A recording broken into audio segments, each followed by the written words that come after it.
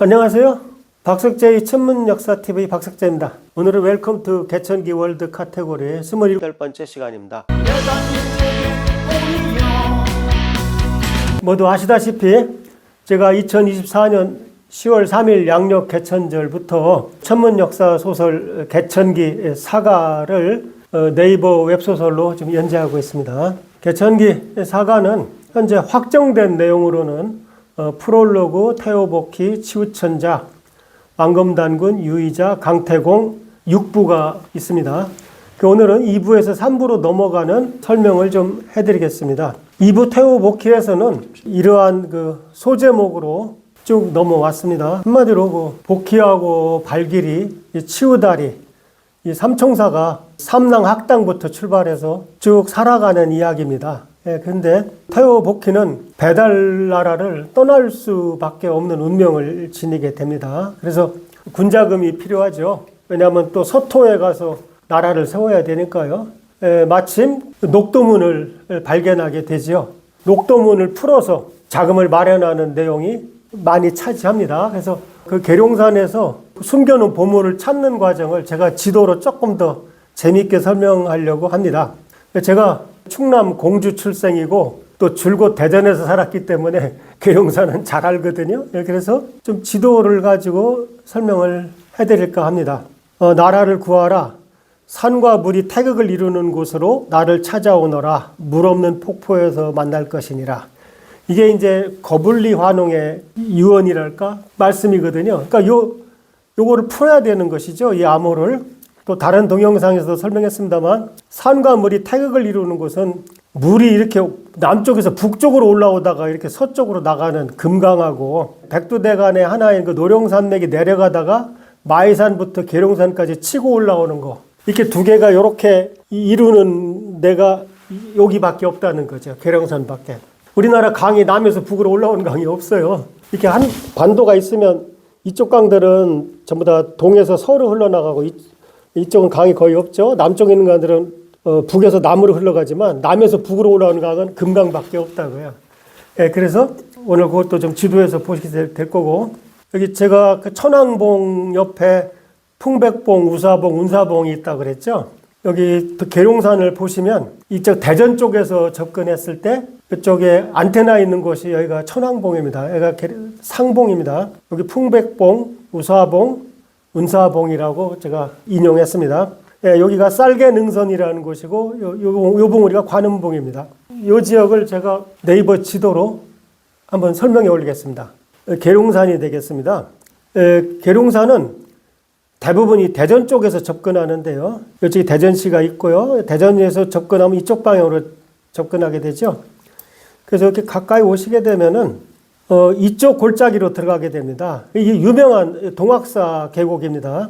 계룡산은 이렇게 U자 모양의 그 형상을 하고 있어요. 그래서 이쪽에는 갑사가 있고 이쪽에 동학사가 있습니다. 그 다음에 동학사와 갑사를 연결하는 금잔디 고개가 여기 있습니다.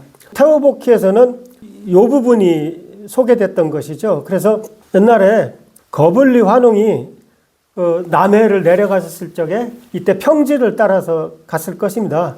여기쯤에서 보면 이 계룡산이 제가 인용했던 그 천왕봉이 하나 있고 옆에 풍백, 우사, 운사, 봉우리가 있는 것처럼 보입니다. 거불리 환웅은 여기쯤 지나가면서 그렇게 명명했다. 그 다음에 복희가 들어가서 그 녹도문에 그 물 없는 폭포가 나오잖아요. 그게 바로 이제 동학사 계곡으로 들어가게 되면은 여기 동학사 계곡입니다. 그 동학사에서 계속 산업 쪽으로 들어오게 되면은 여기 은선폭포라고 있죠. 바로 여기가 거불리 천왕이 보물을 숨겨놓은 곳입니다. 지금 가면 없어요. 그래서 여기서 복희는 분자금을 마련하고 출발에 앞서서 계룡산 꼭대기 안테나 있는 곳이요. 여기에 올라가서 하늘에 제사를 지내게 됩니다. 그러면 정말 계룡산 모습이 그렇게 보이는지 거리뷰를 한번 보시겠습니다. 거리뷰를 보시면 대전에서 이제 계룡산으로 들어가려면 국립묘지를 지나서요. 이렇게 접근하게 됩니다. 대전에서 계룡산에 접근하게 되면 이렇게 큰 봉우리 하나가 일단 나옵니다. 이것이 장군봉입니다. 입구에 있어요. 계룡산 계곡. 그 박정자라는 그 삼거리를 향해서 오시다 보면 저 멀리 이제 계룡산의 모습이 보입니다. 안테나가 있는 것이 천왕봉이 되겠고, 여기 세 개의 봉우리가 바로 풍백, 우사, 운사 봉우리가 되겠습니다. 이것이 금방 보신 사진이고요. 이 위가 바로 천왕봉, 풍백봉, 우사봉, 운사봉이 되겠습니다. 2부를 집필하면서 정말 마지막 출가 과정은 정말 쓰는 저도 눈물이 나오더라고요. 옛날에 어떤 도를 닦으러 떠나는 사람들, 어떤 종교에 귀의하는 사람들, 그런 사람들이 얼마나 힘든 인생을 살았을까 한번 생각해 본 계기가 됐습니다. 해설 부분의 중요한 부분만 제가 읽어드리면, 개천기 사가 2부 태우복희 편의 배경은 약 5,500년 전 아득한 옛날입니다. 당시 가옥, 의상, 음식 어느 것 하나 자세히 알려지지 않았기 때문에 그런 부분을 구체적으로 기술하지 않았습니다. 일부와 마찬가지입니다. 독자는 마음껏 상상의 나래를 펼쳐 나름대로 영상을 머릿속에 만들어 가시길 바랍니다. 근데 제가 비단옷을 특정했어요. 일부에서는 안 그랬는데 그 이유는 배달국의 홍산유적지에서 옥 누에가 나왔기 때문입니다. 누에가 나왔다는 거는 그건 비단옷 입었다는 얘기죠. 개천기 사가 일부 프롤로그의 1인칭 주인공 해달은 환생해갖고 2부의 태우복희 편에서 발길이가 됩니다. 즉 2부의 홈즈는 태우복희, 왓슨은 발길이입니다. 사실 발길이도 대단한 대선인인데 또 복희한테는 비교가 안 되니까 어떡합니까? 대령하고 중령이 같이 살면 중령이 집안일도 많이 해야죠. 천백 해달은, 그러니까 일부의 해달이 천백 발길이로 다시 태어나 환생한 거죠. 배달국이 영웅 태우복희를 기술합니다. 참고로 일부는 홈즈가 없고 프롤로그이기 때문에 없습니다. 왓슨만 해달이라는 이름으로 등장했었습니다.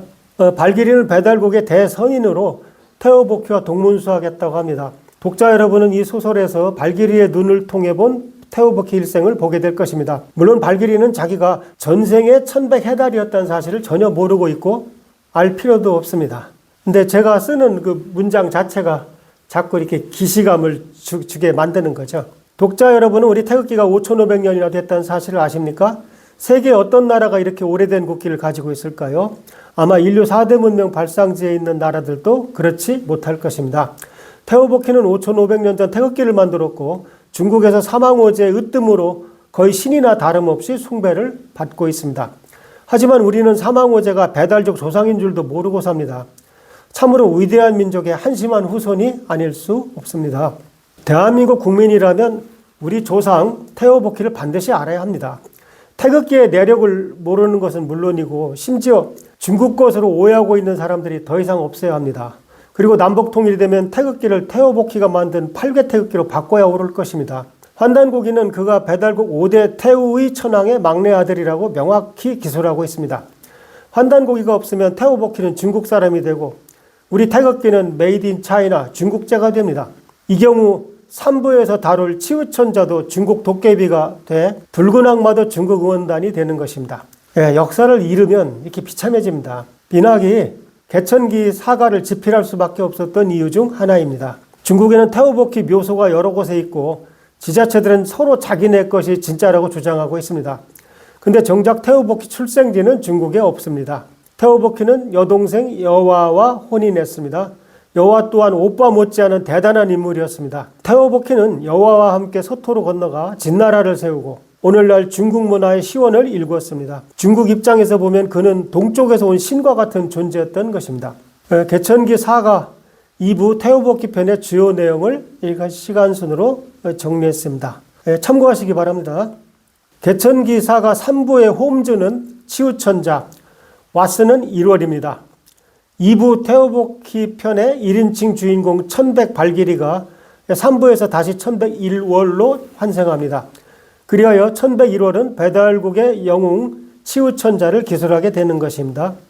붉은 악마로 유명한 치우천자는 배달국 18명 환웅 중 14번째 자오지 환웅입니다.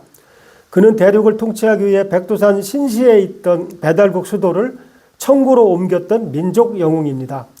광활한 대륙을 무대로 우리 배달족이 펼쳐간 역사를 상상하고 기술하는 동안 비낙은 정말 행복했습니다. 사마천의 사기에서 치우를 최초의 천자로 호칭하고 있음은 잘 알려진 사실입니다. 그 해설에 있죠. 기록을 보면 중국의 황제들은 모두 치우천자를 숭배했습니다. 난종일기를 보면 이순신 장군도 치우에게 승리를 기원하는 제사를 지냈음을 알 수 있습니다. 치우천자는 한마디로 전쟁의 신이었던 것입니다. 대한민국 합참 같은 상급부대를 치우부대라고 부르지 않는 것이 정말 안타깝습니다. 개천기 사가 3부 치우천자 편에서는 자부대선인이 등장합니다. 원래 자부대선인에게 왓슨 역할을 맡길 생각이었습니다만 집필하면서 비낙 생각이 바뀌었습니다. 자부대선인은 또 하나의 홈즈였기 때문입니다. 글을 왓슨으로 쓰기에는 너무 아까워서 그냥 홈즈가 2명인 방향으로 내용을 정리했습니다. 사가 3부 제목을 자부대선인으로 바꿔도 손색이 없을 정도입니다.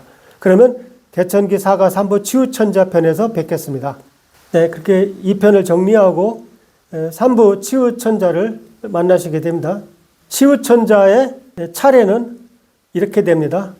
99화부터 144화가 되겠습니다. 여러분들 재밌게 읽으시고 공부도 많이 하십시오. 그리고 많은 구독 부탁드립니다.